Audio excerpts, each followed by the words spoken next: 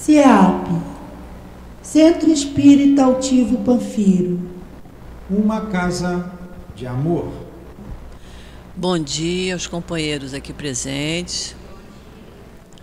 Bom dia a quem nos acompanha de casa. Estamos iniciando mais uma reunião pública deste horário, sábado, 10 horas. À tarde teremos outra reunião às 17 horas.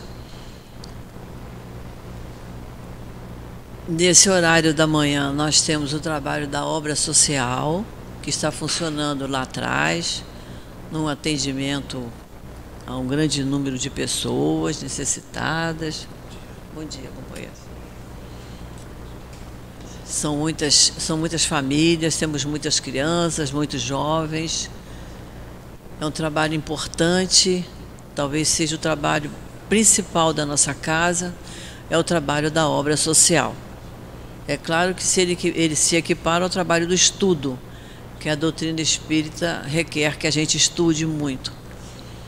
Mas é importante. Então, como é uma tarefa muito importante que a casa assume, que é ajudar essas famílias mais necessitadas materialmente que nós pedimos o auxílio sempre, quem puder colaborar, porque eles chegam, tomam café da manhã, depois eles almoçam, e é uma quantidade grande de pessoas. Então a gente sabe, na casa da gente, com 6, 10 pessoas, a despesa é grande. Quando a gente vai ao supermercado, a gente vê como a gente gasta, né? Mas a gente imagina o que se gasta aqui para alimentar tantas pessoas. E não vem só sábado, às vezes também vem durante a semana, vem uma vez ou outra. De vez em quando bate alguém aqui necessitando muito de cesta básica, e a casa fornece cestas básicas.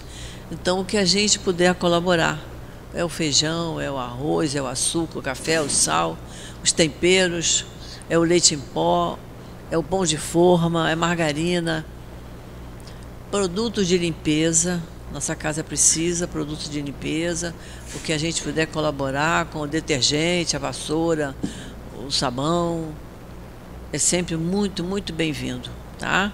O que a gente usa na nossa casa, a gente diz assim, olha, eu estou com esse paninho de prato aqui sobrando, tem uma opção de pano de prato na gaveta, vou levar.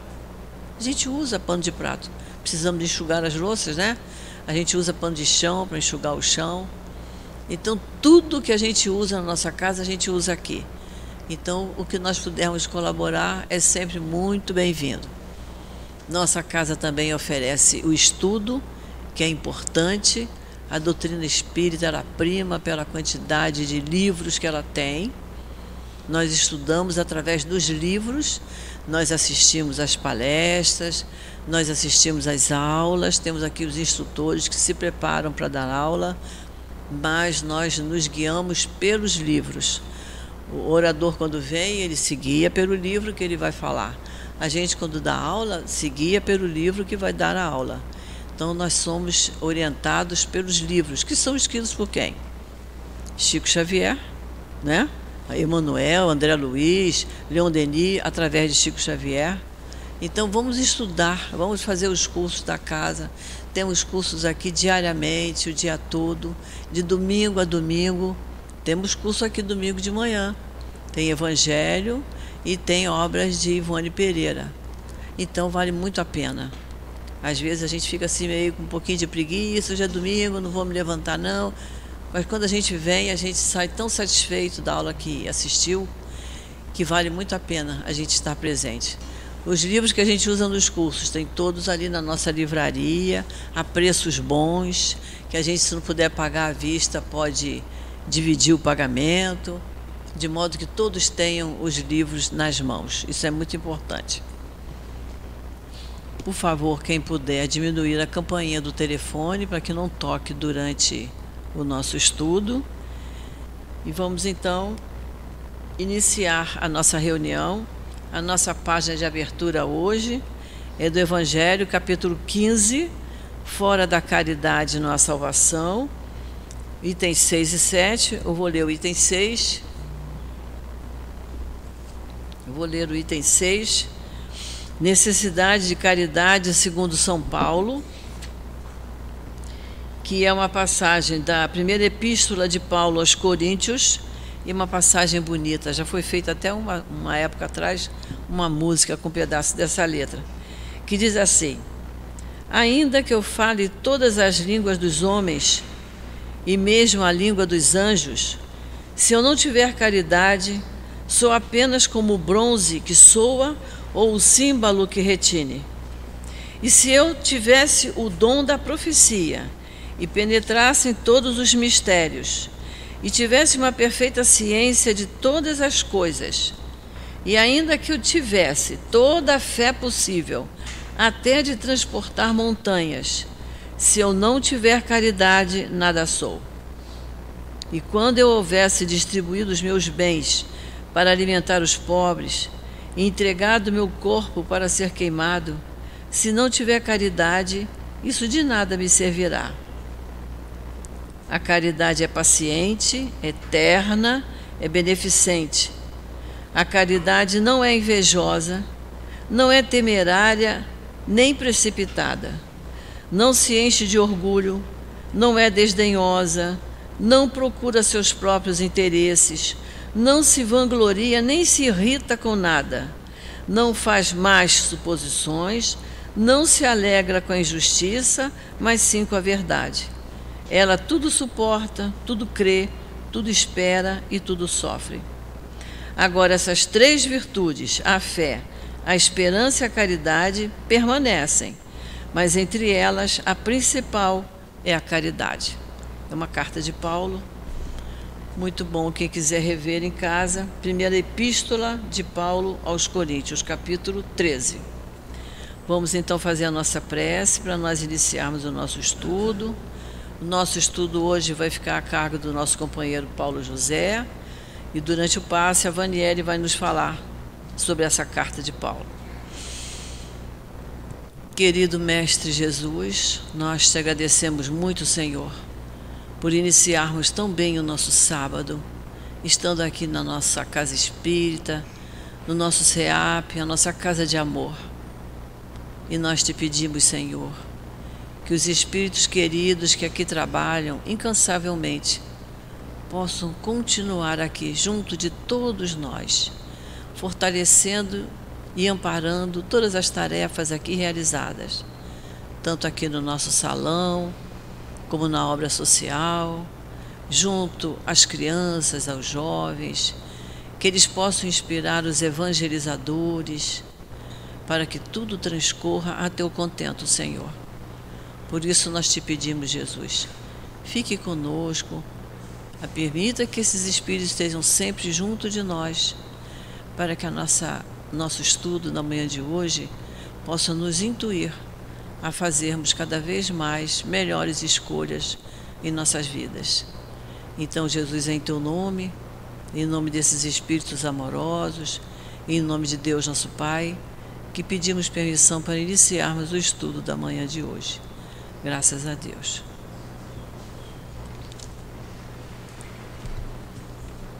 Estudo do Livro dos Espíritos.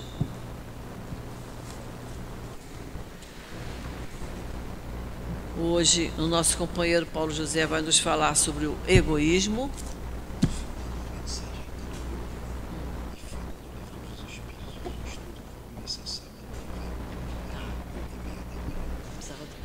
É isso, só? Tá. Livro dos Espíritos, capítulo 12. Nós vamos estudar da questão 913 a 917. Eu vou ler a 913. Fala sobre o egoísmo.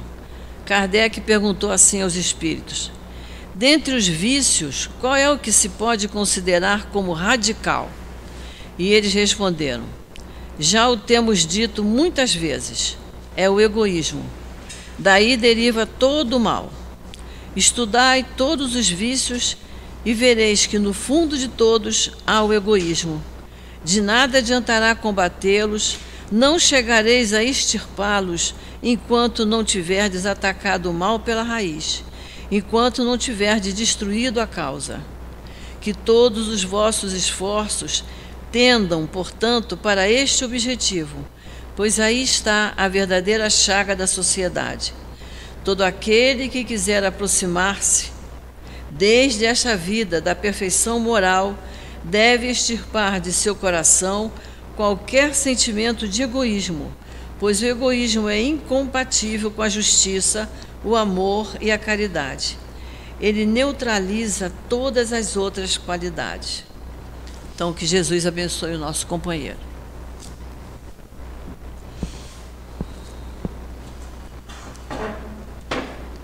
Muito bom dia a todos e a todas. Que alegria, né? Que escolha, como ela falou, nesse sábado tão maravilhoso de outono, um outoninho, inverninho, né? Pelo menos amanhã, à noite, dá para dormir legal. Estamos aqui, fizemos a melhor escolha, né? Da manhã desse sábado, iniciando já uma semana grande de reflexão em torno de um assunto capital, que ainda nenhuma sociedade mais moderna, nenhuma crença religiosa ainda do planeta conseguiu ainda devassar, construir pontes, ideias nobres, para cessar que esse carinha, né, vamos tratar ele com carinho, né, que se chama egoísmo, né? É muito curioso a gente estar aqui, porque a doutrina espírita ela veio libertar a mente humana, o ser humano, das crenças, das dúvidas, e fazer que ele possa, sozinho, construir o seu céu, as suas virtudes, deixar um pequeno legado, uma pequena pegada de realizações nobres após a sua curta estada na Terra. Já dizia a introdução do livro Nosso Lar, uma vida para a vida espiritual, um século é um dia, uma existência nossa é um ato. Então, a doutrina espírita veio assim afiançar para nós o que nós estamos fazendo desse cara tão lindo que se chama tempo e como estamos administrando esse egoísmo. Entrei na casa espírita, tem uma semana, tem 2 dias, tem 1 mês, tenho 3 meses de espiritismo, tenho 1 ano de espiritismo, tenho 10, 30, 40 anos de espiritismo. Isso não representa nada se não houver a mudança de ação, de atitudes, o rememorar a nossa entrada, relembrar sempre a nossa entrada, sempre a nossa chegada. Não precisa ser o espiritismo, há uma casa religiosa, que a proposta de toda casa religiosa séria, né, é nos levar a despertar a nossa consciência espiritual, né? Então, esse tema, o egoísmo, é um tema para um seminário de 1 dia. Não é um tema para alguns minutos aqui, eu acho que 40 minutos, 45 minutos. Não vai dar para a gente concluir e se preencher de todo um material que a espiritualidade traz para a gente acordar. São centenas de livros espíritas tratando dessa chaga que se chama egoísmo, né? E antes de empurroterapia do Livro dos Espíritos, é interessante a gente pensar nesse propósito. Para quem te traz no peito Jesus, o mundo é mais florido. A vida aqui na Terra tem um outro sentido. Você é meu escudo. Você para mim é tudo. Nossa fé me leva até você. Ele deu 2 palavras-chave aqui, sentido e escudo. Sentido da vida. Trazer a essência, descobrir a essência de nós mesmos. O que estamos fazendo aqui, por que estamos aqui, para que estamos aqui, e o que vamos deixar aqui, o que somos, enfim. Sentido também tem o quê? Um significado para a minha existência. E cada um de nós aqui, sendo singularidade, cada um dá um significado às suas crenças, aos seus valores, aos seus ideais, às suas escolhas diárias para a sua plenitude espiritual, para a sua tranquilidade futura, para a sua paz interior, para o seu crescimento espiritual.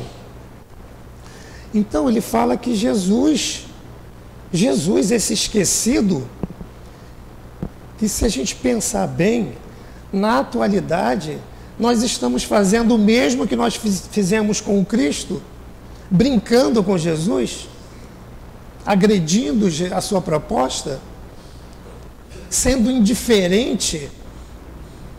Muitos vêm, ouvem, ao sair da porta, já muda a personalidade.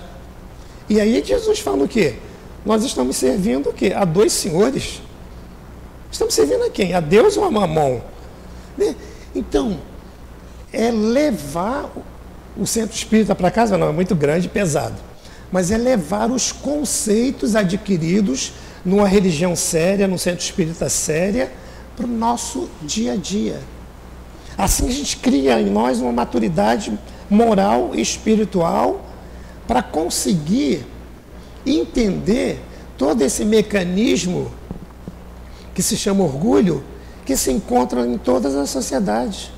E em todas, vai além desse muro da sociedade, vai para dentro também das crenças religiosas, né? Das propostas religiosas clássicas. O tempo todo pregou o egoísmo, a Inquisição, a noite de São Bartolomeu, fora da igreja não há salvação.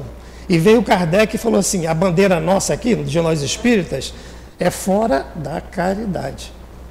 Não há salvação. Olha a diferença. Não é fora do espiritismo, é fora do que eu estou fazendo e realizando com o aprendizado dessa caridade. Olha, tudo a ver com a leitura de Paulo ali, das epístolas aos Coríntios, que a nossa linda Gracildes nos presenteou, né? Então, ainda que eu fale, ainda que eu seja um membro do Centro Espírita Altivo Caríssimo Panfiro, ainda que eu tenha uma carteirinha, um crachá de médio por 30 anos, ainda que eu seja um presidente, um diretor de uma casa religiosa, isso não acrescenta nada se eu não fazer brilhar a minha luz do conhecimento que é o Evangelho e aplicá-lo dia a dia na minha vida. Então, o salmista Davi, no Salmo 25, no versículo de 4 a 12, ele diz assim para nós: mostra-me o caminho certo, Senhor. Ensina-me por onde devo andar. Guia-me, Senhor, pela tua verdade. As palavras de Jesus são palavras de vida eterna, não é? Em ti, Senhor, ponho a minha esperança todo dia. E já no tempo que Jesus peregrinava pelo solo da terra, o grande filósofo, pensador, humanista, professor, mestre em educação, Emmanuel Cristiano, aquele autor do livro que aconteceu na Casa Espírita, né? Ele fala em uma de suas palestras que Jesus andou 25 mil quilômetros sobre o solo da terra para divulgar a mensagem do amor. Sabe lá o que é isso? 25 mil quilômetros? Ah, mas tinha camelo.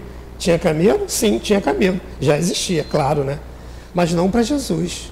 Tinha camelo para quem podia pagar. E era um custo alto. Tinha cavalo? Não. No deserto não tem cavalo. Tem cavalo para quem tinha algumas posses e tinha lá como modelo nas suas residências, né? Então Jesus andou a pé 25 mil quilômetros para mostrar o quê? A verdade. Como aquele apóstolo perguntou para Jesus: Jesus, ensina-me o caminho.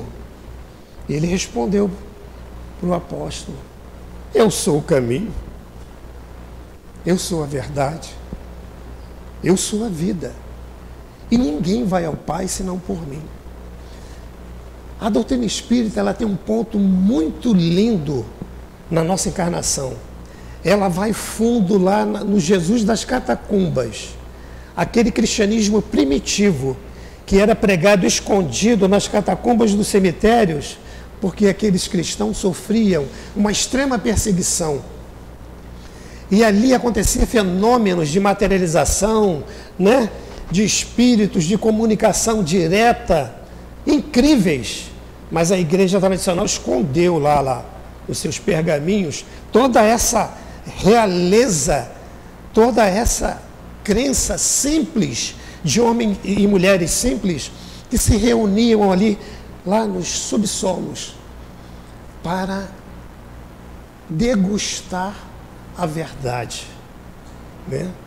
Então, Kardec trouxe para nós, nesse livro que é o Evangelho segundo o Espiritismo, as partes mais sutis e maravilhosas do Cristo, que são os seus ensinos morais, né?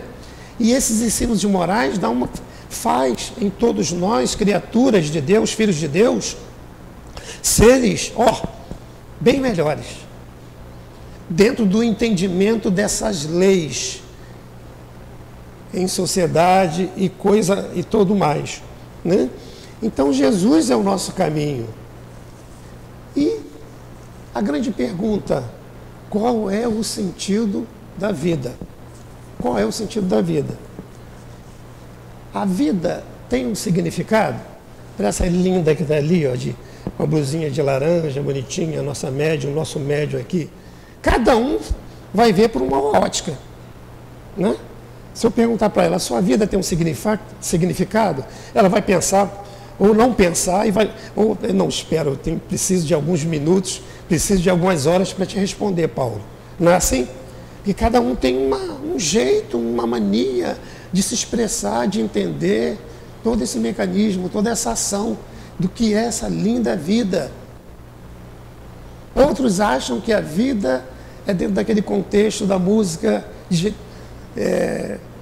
Lua e Flor. Eu amava como amava um pescador que se canta mais com a rede que com o mar. Então esse pescador, na sua ingenuidade, ele vê só os lucros da rede. Ou só fica como o canto da sereia, olhando a rede em movimento na profundeza do oceano, do mar, ávido do resultado do lucro do pescado.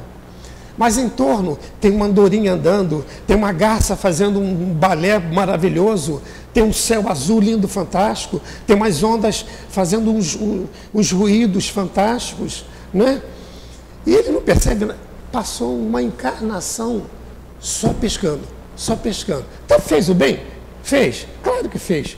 Trouxe nutrição para aquela comunidade ou para algumas pessoas que adquiriam os seus produtos, mas viveu a vida, não é? Então Oswaldo Montenegro fala: se encanta mais com a rede do que com o mar. Então, ao estarmos aqui, vamos usar essa metáfora para dentro do espírita, daquele que se diz espírita. Ele tem que se encantar com a proposta. Não é sentar como ele sentava nos bancos tradicionais, muito antes de se tornar espírita, ouvir o sermão, ouvir a missa, o sermão do pastor, ouvir a missa do padre, das costas, tomar a hóstia e ir para casa. Não foi isso que Jesus caminhou 25 mil quilômetros. Não foi para isso. Foi para muito mais. Foi para muito mais. Foi tanto para muito mais que nesse livro, já vou iniciar o egoísmo, vou finalizar agora, que é um prelúdio para a gente entender a nossa responsabilidade ante a nosso tempo, a nossa existência. E o tempo, como dizia Cazuza, não para. O tempo não para, né? Então, nesse livro, que é um livro maravilhoso de Joana, A Vitória sobre a Depressão, tem dois assuntos aqui que eu sou apaixonado. A lição 19 e a lição 20. A lição 19, Joana vai falar da necessidade da autoiluminação. Ela diz assim: depois que o ser humano desenvolveu o intelecto e a razão, deu-se conta, descobriu, acordou, sofreu o insight de que essas conquistas não lhe bastam à existência. Que isso? Não basta só isso tudo? Porque não o preenche interiormente. Nós vemos aí, dia a dia, nos noticiários, nos diálogos entre amigos, né? Poxa, mas ele tem tudo, ela tem tudo. O que é tudo?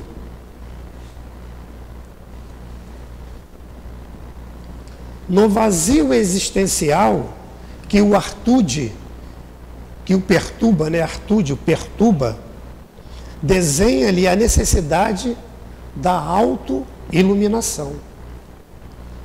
Isto é, do autoencontro, da autorrealização. Olha que coisa interessante. Esse fenômeno é compreensível porque a iluminação é o vir a ser, não é? Saulo, e depois caiu do cavalo, né, radicalmente, e enxergou o quê? O Paulo, o pequeno, né? Vou ler aqui de novo. Esse fenômeno é compreensível porque a iluminação é o vir a ser, é o encontro com a realidade, a plenificação íntima. Então, é o encontro com a nossa realidade, com a nossa maior essência. O autodescobrimento, isso aqui é muito pequeno ainda. Eu sou uma gota desse oceano ainda que tenho ainda que estagiar ainda para chegar à minha total iluminação. Aí na próxima página, bem curtinha também, ela fala do trabalhador espírita.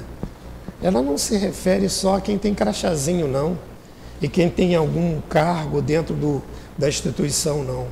Ela fala aqui de todos nós que abraçamos essa proposta de libertação. Ela diz assim: após o contato lúcido e consciente com o Espiritismo, o indivíduo compreende o sentido e o significado da sua existência na Terra. Não é isso? Não é isso que Kardec trouxe? As horas, noites, frios que Kardec perdeu, entre aspas, para nos iluminar, o movimento espírita, iluminar a humanidade. Kardec era um ceareiro de Jesus, era da equipe do Cristo. E ele veio com esse propósito, de realçar a proposta de Jesus para trazer para nós a paz, a felicidade, já aqui nessa existência. Aí ele diz assim, a Joana, de imediato começa a romper, quando a gente tem esse contato, a gente começa a romper a carapaça do ego, que é o assunto de hoje, né? Descobrindo as formosas oportunidades de crescimento moral e espiritual, saindo das paisagens limítrofes em torno, né, das paixões inferiores do seu cárcere, às vezes dourado, onde fixou domicílio. Qual é o nosso cárcere na atualidade que estamos fixando o nosso domicílio mental? Ela está aqui perguntando aqui. eu estou fixando o meu domicílio mental, sou proprietário dele. A mente, quem conduz a mente é o espírito, né? Nós dirigimos a nossa mente através de escolhas como essa maravilhosa desse sábado, tão lindo. Então, como eu estou administrando nesse período tão curto que se chama encarnação, as minhas escolhas ante a proposta espírita, né? E aí vem a proposta espírita e nos ensina que nós não somos qualquer um, somos um ser de luz que carrega umas sombras no corpo espiritual, né? No perispírito. Carrega nesse corpo como um boneco, né? Vamos visualizar um boneco, esse bonequinho cheio de bolas, bolas brancas, bolas cinzas, bolas um pouquinho mais grafites, bolas negras. E essa identificação não é ninguém nos punindo, não. Isso aí é o resultado, é a chapa, é a fotografia da nossa realidade atual, espiritual, moral, né? E aí a gente vai tendo essa certeza, já agora aqui, a doutrina espírita vem fazer isso. E como eu começo a acender essa luz, né? Essa luz eu começo a acender nas oportunidades de vir e vir, de ir e vir à Terra, né?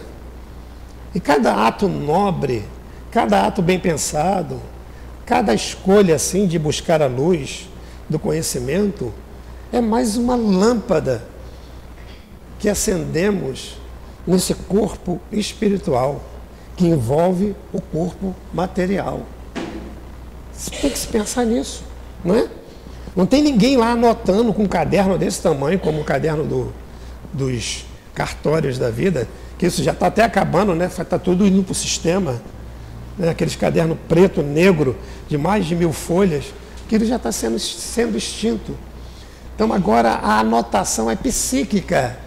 A anotação está aonde está escrita a lei de Deus, na nossa consciência, né?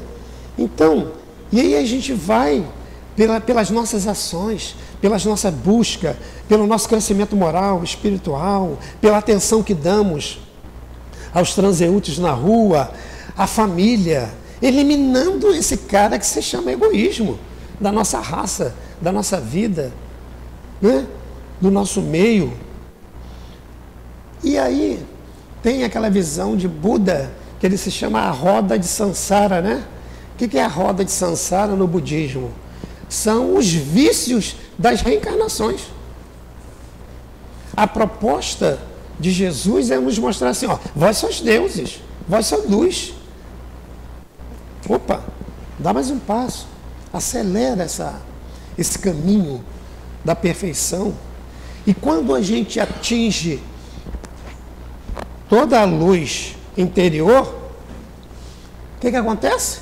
A gente não precisa mais reencarnar, a não ser em missão, né? E alguma coisa que a gente mesmo fala assim, eu vou lá dar uma guinada na humanidade, ajudar a humanidade a progredir, né? Fora isso, a gente vive em plenitude. Encara Deus face a face, compreende o que é essa divindade, o que é esse puro amor, essa pura luz, essa pura essência. E aí chega dentro daquele contexto nobre, nesse dia nobre que a gente fala assim, já não sou eu que vivo, Jesus que vive em mim. E aí quando a gente chega dentro do top de linha, que é o Espírito puro, pura luz, que iremos habitar as colônias celestiais, né? O que vai acontecer com a gente? A gente vai dizer, como Cristo disse para o Pai, eu e o Pai somos um. Gente, olha só, mas essa jornada, esse caminho está traçado desde que a gente saiu das mãos do Divino. Já foi traçado esse caminho. Só que cada um, né, usa o seu GPS dentro da modernidade. Vou sair daqui, quero ir em Cascadura. Aí você vai lá, procura lá um aplicativo desse, o Waze ou o Google, Cascadura, rua tal. E aí esse carinha vai te dar várias opções, né? Vai por aqui, não tem trânsito pra caramba, vai pra lá, vai, passa por aqui, você vai chegar... Não é assim? E aí quem vai escolher? Sou eu? Somos nós que queremos escolher qual a rota principal para dar conforto dentro do contexto de chegar à Cascadura. A rota principal de chegar a Deus, a escolha é nossa, a opção é nossa. Né? Então isso é lindo quando a gente tem essa liberdade de escrever como o Chico fala naquele livro lindo de Emmanuel, que tem o título Teu Livro, o nome do livro. A vida na Terra é uma escola. É um livro que estás escrevendo, cada dia uma página, cada dia um conceito da tua realidade moral, espiritual, material, e assim vai continuando. Comprem o livro, comprem batom. E o espírita prefere fechar a livraria e abrir farmácias. Olha o contexto, a nível, não é nível Brasil não, é nível mundial. Nunca fechou tantas livrarias no nosso país, mundo afora, e nunca abriu tanta praga de farmácia, envenenando nossos corpos físicos e até, por que não, espirituais. Né? Então, por isso que tem que ler. Olha aqui, 1, 2, 3, 4, 5, 6 livros, porque a bolsinha não cabia mais. Senão eu não saio da zona de conforto. Lendo, eu me liberto. Eu sei. Eu creio, não, eu sei. A certeza se aflora no meu coração. Eu caminho de cabeça erguida, custe o que custar. Né? Então a importância, eu li ali fora, ali, uma carreira enorme, uma parede, convidando-nos ao estudo. Falei assim, que coisa linda, segunda, terça, quarta, sexta. Por quê? É o único caminho. O caminho do conhecimento. O conhecimento salva. O conhecimento liberta. Não é? E aí, nós iremos agora propriamente entrar nesse cara, né? Egoísmo, egocentrismo, ego, eu, ismo, sufixo, em torno, tudo gira em torno de mim, né? Da minha realidade. E esse capítulo, Kardec deu um título muito sugestivo, da perfeição moral. Opa! Então a nossa destinação é a perfeição. E o que significa a perfeição? Opa! O último degrau da iluminação do espírito. Né? E o que significa moral? Dentro das escolas filosóficas, dentro do Aurélio, moral tem um significado. Mas os espíritos superiores trouxeram para nós um outro significado mais pleno, mais bonito, mais robusto. Ele fala que moral é a regra do bem proceder. E aí a gente, alcançando esses dois estágios de perfeição e moral, nós iremos usar na nossa vida, no nosso cotidiano, com os nossos, com a sociedade, com o mundo que gira em torno de nós, com os nossos contatos. Iremos usar aquela palavrinha de Augusto Conte, criada por Augusto Conte. Quando eu atinjo a perfeição, eu abraço o altruísmo. Quando eu abraço o altruísmo, eu abraço o quê? Olho para mim, vejo as minhas necessidades e olho para o outro, vejo também que ele é um filho de Deus e que também tem necessidades. Essa semana eu ouvi uma ação de altruísmo bem fantástica de uma senhora falando, ela falou que eu poderia falar, ela falou no rádio isso, né? Que um advogado muito famoso dono do Lira Advogados, tem o seu escritório lá na Avenida Almirante Barroso. Há uns anos atrás, antes de se dirigir ao seu trabalho, dava valor a um menino que era engraxate. O menino ia lá, engraxava o sapato dele. Mas ele começou a perceber que o menino... Quer engraxar? Não, ele falava assim, doutor, bom dia, tudo bem? Quer engraxar? O menininho, né? E aí ele, opa, aí engraxava o sapato. E aí cada dia ele tinha um diálogo com esse garoto. Ele foi vendo, sondando o menino, até que ele falou assim, olha só, se eu te fizer um convite, você aceita? Ele, claro, ainda mais vindo do senhor, né? Que tal você parar aí com esse seu trabalhinho, mas só se você quiser, e me ajudar lá no escritório, servindo um cafezinho, fazendo alguns pequenos serviços externos. Ele viu na mesma hora, porque ele não olhava a rede, ele olhava o mar. Ele olhou e viu os olhos do menino brilharem, de emoção, de contentamento. Você aceita? Mas é claro. E a sua mãe? Primeiro, dirija os seus pais e avise seus pais. Tragam os seus pais aqui para eu conhecer. Os pais, radiante. O menino começou a trabalhar. O menino servia um café que todo mundo ficava lá. Não servia café, não é servir café, é saber servir o café. O menino fazia lá os seus trabalhos externos com mestria. Resumindo, ele falou assim, você está estudando? Não tenho condição de estudar. Posso pagar um colégio para você? Posso.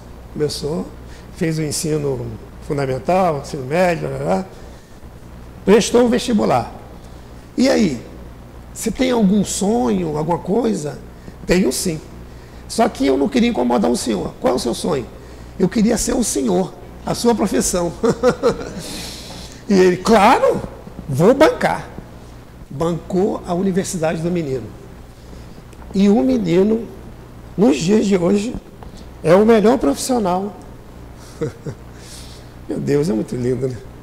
É o melhor profissional do Lira Advogados. Então,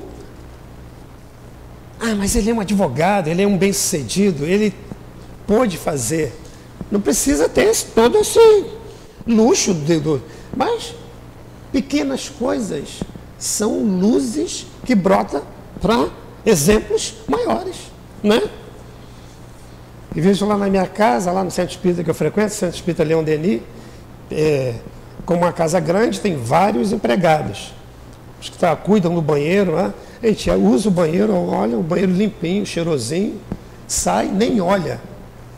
Pelo menos olhar, né? Para o servidor que está ali. Nem olha, nem dá um bom dia.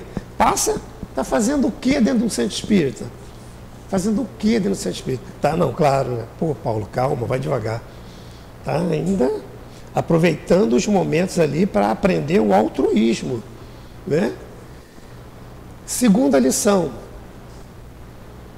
desse cara aqui que está no Evangelho, que é Emmanuel, capítulo 11, item 11. Bem fácil, né? Não tem como esquecer.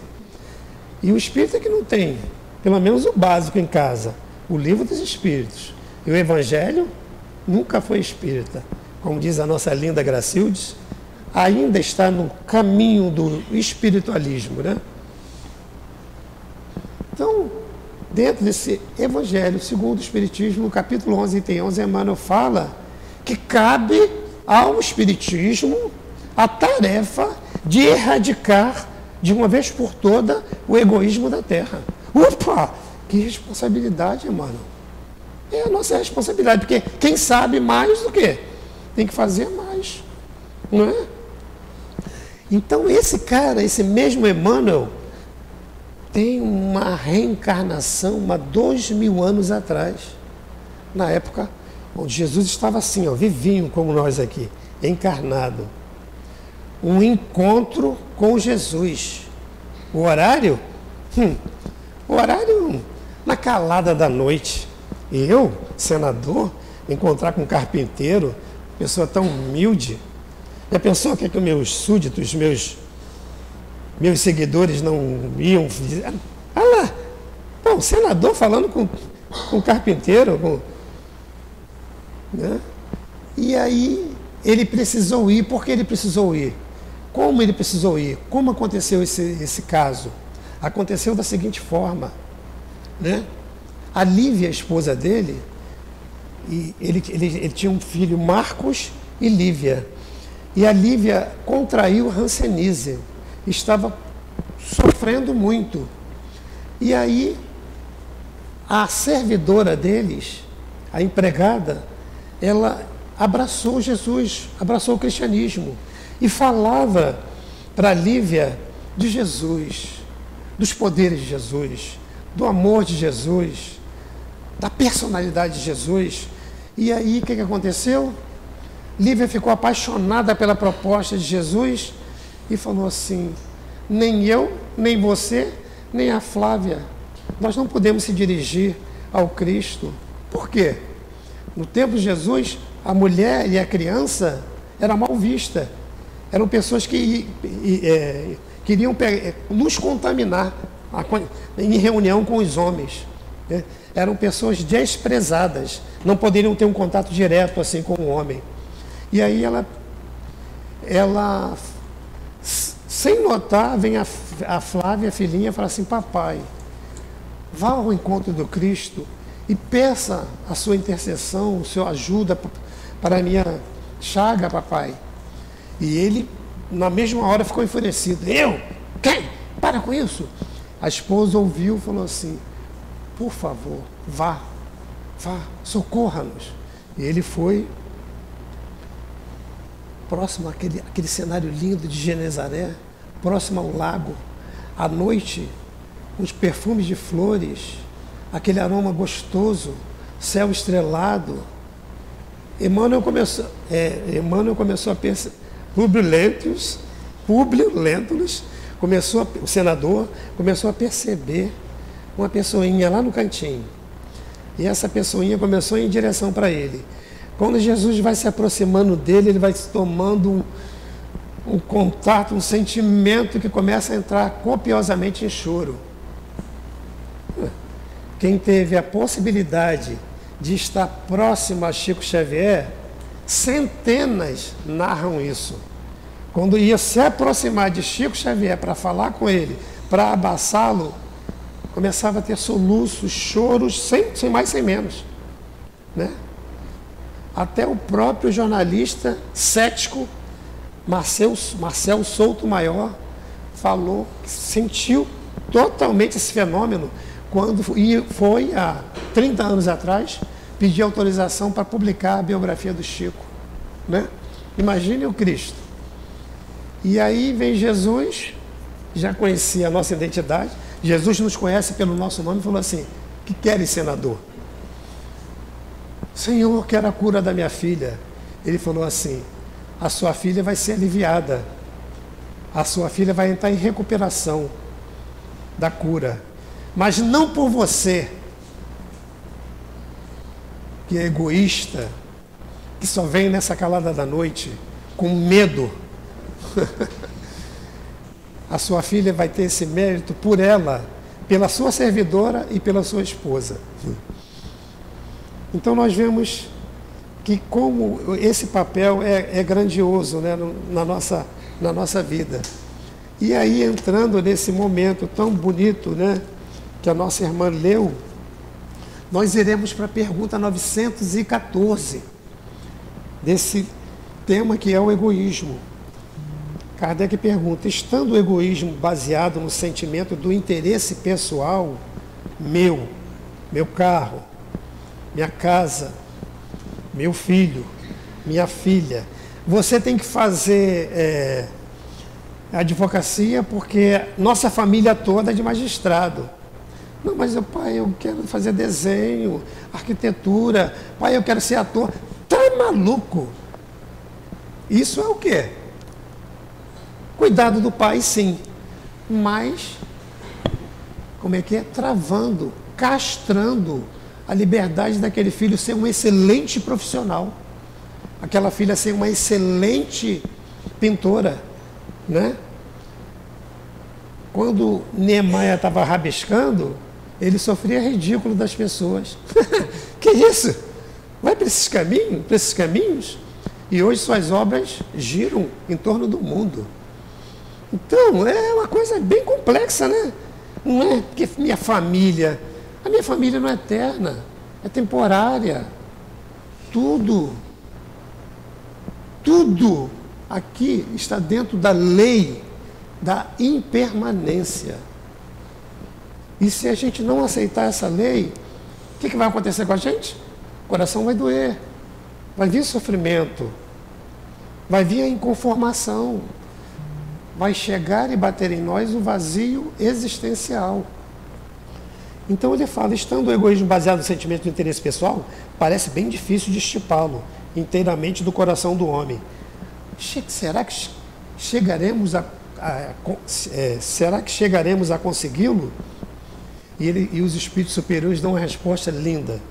À medida que os homens se esclarecem sobre as coisas espirituais, menos valor dão às coisas materiais. E além disso, é preciso reformar as instituições humanas. Essa reforma é nossa. É nossa reforma. Que o entretém, o que as instituições humanas fazem conosco? Nos entretém e nos excitam, e isso depende exclusivamente da boa educação. Tudo é educação, tá vendo? A educação é a base de tudo. Não tem outra escolha. A 915, sendo o egoísmo inerente, está dentro, nós todos são. Eu agora frequento o Centro Espírita Altivo Caríssimo Panfiro. Depois que eu entrei naquela casa, eu joguei esse cara fora. Não jogou nada. Coitado. Você ainda vai caminhar com ele muitos séculos ainda. Muitos séculos. Mas você vai saber, com as orientações da Casa Espírita Altivo Panfiro, opa, calma, antes de tomar essa atitude, o que a minha Casa Espírita fala? E por isso que o crente, né, o evangélico, estão crescendo assustadoramente. Primeiro, eles são ousados. Eles andam dia e noite com a Bíblia na mão. Antes de tomar qualquer atitude, vou lá ver o que o Salmo fala. Vou ver o que o livro de Davi fala. Vou ver. Eles têm essa atitude. E o espírito, certos, né? Não em todos, são folgados, acham que sabe tudo, não precisa manusear esse livro. Já sei 1019 perguntas do livro dos Espíritos. Sabe, mas aplica. Então, antes de tomar as atitudes sérias, né? Do mando, do poder, da ação, opa, Jesus, dai-me uma orientação. Na hora, eu garanto a vocês, se você pede com fé e com fervor, na hora vem a inspiração. Calma, deixa ela falar, deixa ele falar, calma. E a gente sai muito bem de situações assim que iriam assim trazer consequências muito graves para a nossa jornada, para a nossa vida, não é? Então ele diz, sendo o egoísmo inerente à espécie humana, não será sempre um obstáculo ao reinado do bem absoluto na Terra? Se eu já nasço e caminho há milênios com o egoísmo, isso não é um obstáculo para trazer a tranquilidade da ascensão de um mundo de regeneração, mundo feliz, mundo ditosos? Aí ele diz assim, é certo que o egoísmo é o vosso maior mal. Não é o nosso maior mal, não é o egoísmo? Não tem outro, não. Não tem outro. Pensem, não tem outro. É esse cara que atrapalha e muito o crescimento de qualquer sociedade, de qualquer civilização. Mas ele deve ser a inferioridade dos espíritos encarnados na Terra. Opa, que coisa boa! Ele só está aqui porque aqui tem isso, ó. Aqui, por mais que eu seja bonzinho, eu estou dentro dessa classificação aqui, ó. Olha o que nós somos na Terra. Engraçado isso, né? E aí a gente baixa a nossa guarda antes. Esse cara é tão calmo, que médio bacana. Está na terra, está devendo. Calma. Tá na terra. Calma, calma. Fica com ele 24 horas para você ver. Casa com ele para você ver. Então, para com isso, né? Senão a gente endeusa, né? Esse guru já era, gente. O guru agora, a procura é nossa. Acabou esse negócio de guru, de padre, de papa, de médium. Acabou. O guru agora é o guru interior, a busca interior. Nós não precisamos disso. Sabe por quê? Olha os vexames que a gente presencia com esses gurus aí, né? A cada dia eles se desmascaram, né? Como pseudos profetas, que você bota uma roupinha bem colorida. Ai, é lindo. Aquela roupa dele de monge. Aquele cara fala tão bonito. Está ali fazendo teatro, representação. Cuidado. O nosso guru sempre foi Jesus. Jesus. Jesus. Esse é o nosso guru. Nós estamos inseridos, todos aqui, todos, os melhores médios, os mais calmos, os melhores gurus, na terceira ordem na escala espírita, que é uma escala de elevação espiritual e moral, né? E nessa escala, no item 101 do Livro dos Espíritos, olha a nossa característica: predominância da matéria sobre o espírito. Ah, vou ficar aqui, vou lá naquele centro hoje nada, vou dormir mais, um frio desse, tomar um cafezinho mais longo. Claro, total liberdade, pelo amor de Deus. Venha na reunião das 17, então. Propensão para o mal. Que é? Todo dia, liga aí. Liga o JN, ou então entra aqui no aplicativo aqui do G1 ou do UOL. O que você vê? 24 horas só atrocidade. E não tem ninguém aqui para filmar aqui a nossa reunião? Isso não dá ibope, né? O RJTV veio aqui porque tem um trabalho sério ali de atendimento, né, aos necessitados. Mas aí, para nós aqui, 2023 anos, eles poderiam estar aqui assistindo a nossa reunião, já tranquilo, com a comida dentro de casa, com a assistência dentro de casa. Eles poderiam estar aqui. Por que estão lá? Porque o nosso Newton, a nossa diretoria, ainda age dentro do conceito cristão de acolher, de abraçar. Mas eu acho fantástico que o Newton dá a sacolinha, né? A cesta básica, mas ele fala assim, ó: cresça, aprenda com os erros, avance para a vida. Você não é isso. Você está assim, temporariamente, mas você é um ser de luz, é um ser divino, é um ser que veio para a felicidade. O garotinho engraxate não deu a volta? Porque eles lá atrás também não podem, através da instrução séria e precisa da nossa casa, encaminhá-los para a direção do garotinho engraxate. Avançar, ser um profissional eficiente dentro da sociedade. Propensão para o mal, ignorância, orgulho, egoísmo, agora vou até parar de ler, e todas as paixões que lhe são consequentes. Isso aqui sou eu isso aqui. Então, não existe privilégio. Diante dessa informação, como a gente vai fazer essa transformação? A gente vai fazer essa transformação fazendo isso, buscando a luz enquanto há tempo, né? Buscando reconhecer o que efetivamente eu sou, o que estou fazendo aqui, dentro desse conceito também maravilhoso aqui, ó, livro Obras Póstumas. Todo espírito tem que ler.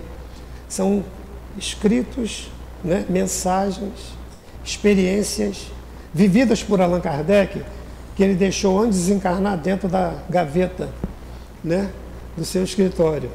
E após o seu desencarne, a Amélie Boudet, a esposa de Kardec, falou assim: vamos reunir esse material tão bom num livro para iluminar, para despertar as consciências. Ela fez a melhor coisa da vida dela, porque esse livro é fantástico. Esse livro tem um estudo de Allan Kardec, dele, pessoalmente, dele, pensamento do codificador, o egoísmo e o orgulho, suas causas, seus defeitos, olha só, e os meios de destruí-los. Dever de casa da semana, comprar essa obra que é fantástica. Ele diz assim, ó, Deus não criou o homem egoísta e orgulhoso. Deus criou o homem e a mulher, né, a humanidade, simples e ignorante. O homem, a humanidade, né, é que se faz egoísta e orgulhoso, não é? Deus o quê? Perfeição, inteligência suprema. Se a gente consegue fabricar um carro que em alguns segundos consegue alcançar uma velocidade de 400 km por hora, a gente é fantástico, né? Consegue criar uma nave bonita que consegue ali em seu entorno reunir 800 tripulantes e viajar pelo espaço aéreo, né? Imagine Deus, a inteligência de Deus.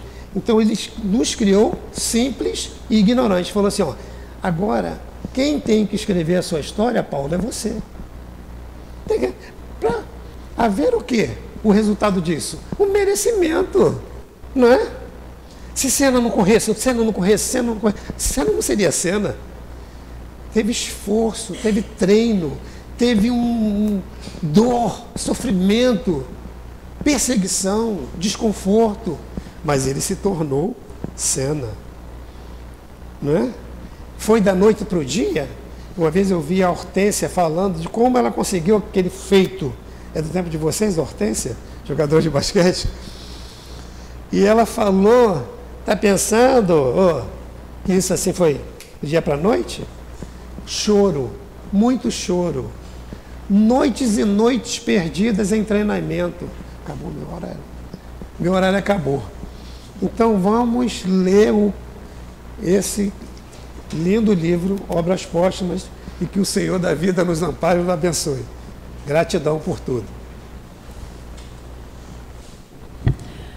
Nós agradecemos ao companheiro Paulo José pelas reflexões que ele trouxe para nós e vamos passar a segunda parte da nossa reunião, que é dedicada ao trabalho de passe. Pedimos aos médiuns que se coloquem, enquanto nós outros que vamos tomar o passe, vamos nos manter acomodados em nossas cadeiras, os nossos olhos fechados, lembrando sempre que temos um anjo da guarda junto de nós, ouvindo as nossas súplicas. Querido Jesus, nós te pedimos, Senhor, que abençoe esta hora do passe, que permita que os mentores estejam junto dos médiuns, para que possamos receber os fluidos de que mais necessitamos, Senhor. Por isso nós te pedimos, Jesus, abençoe esse trabalho de amor que será realizado agora. Fica conosco, Senhor, agora e sempre.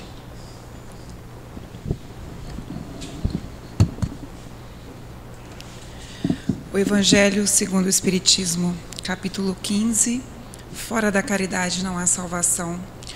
O item 6 e 7 nos traz sobre a caridade. E muito lindamente essa passagem de Paulo nos mostra o quão importante a caridade é na nossa evolução e o quanto importante, trazendo até a caridade mais importante que a fé. E por que a caridade seria mais importante que a fé na visão de Paulo nessa carta aos Coríntios? Porque a caridade, ela independe daquilo que você acredita, ela independe de qualquer condição. A caridade é simplesmente o seu amor ao próximo, a sua dedicação ao irmão, ao seu auxílio àquele que necessita do seu amparo, da sua ajuda, que não necessariamente tenha de ser uma ajuda material. Quando a gente observa no item 5 desse mesmo capítulo, que Kardec nos traz, falando que tudo o que fazemos ao próximo, fazemos a Deus, né? A caridade que fazemos ao próximo, fazemos também a Deus. E tudo o que fazemos contra o nosso próximo, estamos fazendo contra Deus.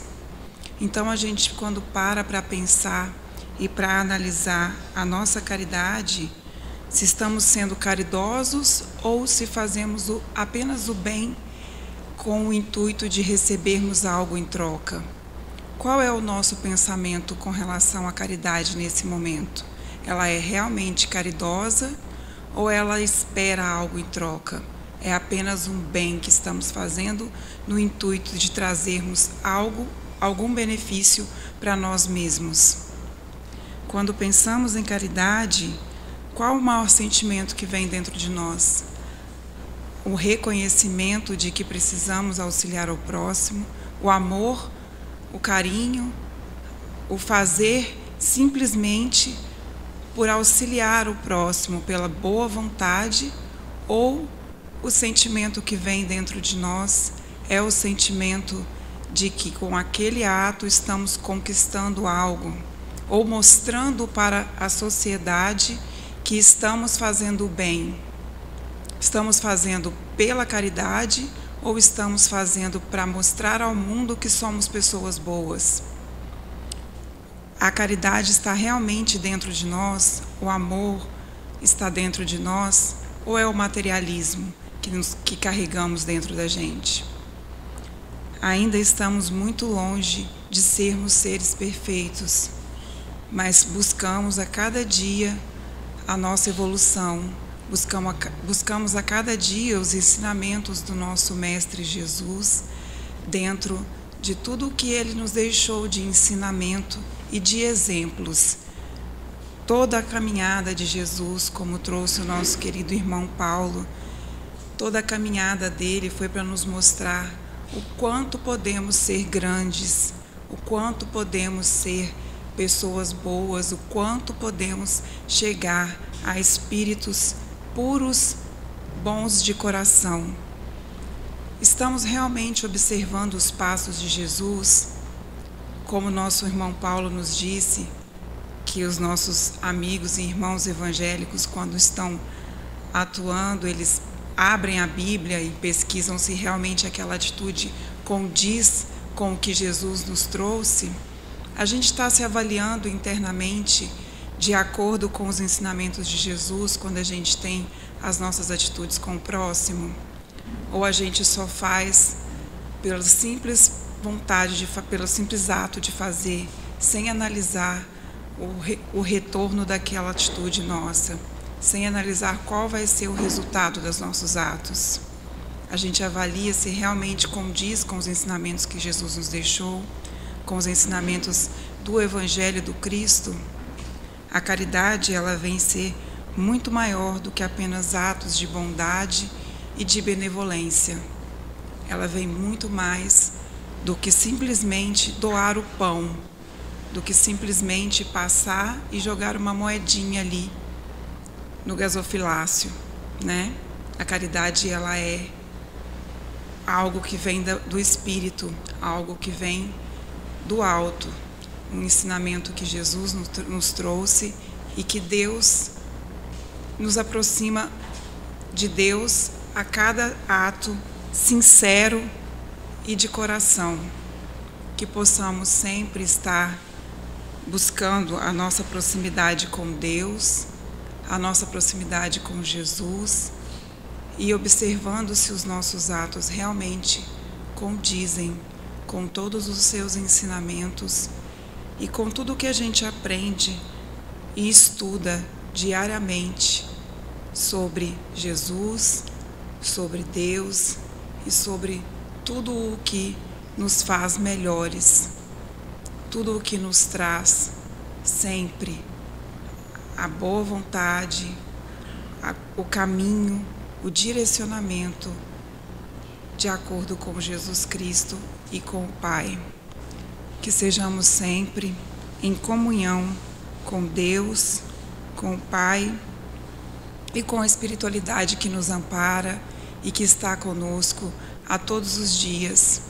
Que a gente sempre busque o auxílio dos nossos guias espirituais, que a gente sempre busque na oração a nossa melhor forma, a nossa melhor atitude.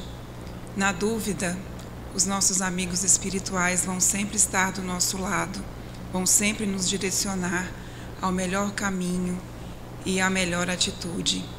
Estejamos sempre próximos dos nossos guias, dos nossos amigos espirituais, que vão nos guiar e nos direcionar sempre no caminho do bem e no caminho da verdade. Que Jesus possa estar conosco sempre, nos amparando e guiando a cada dia.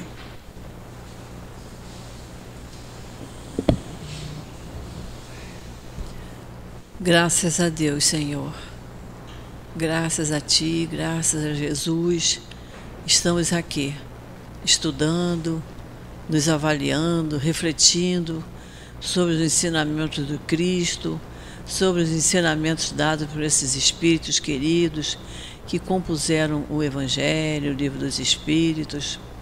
E nós Te pedimos, Senhor, que nos dê sempre força, coragem, que aumente cada vez mais em nós a boa vontade para estarmos aqui presentes na nossa casa espírita, estudando essa doutrina maravilhosa que nos esclarece, que nos equilibra, que nos consola.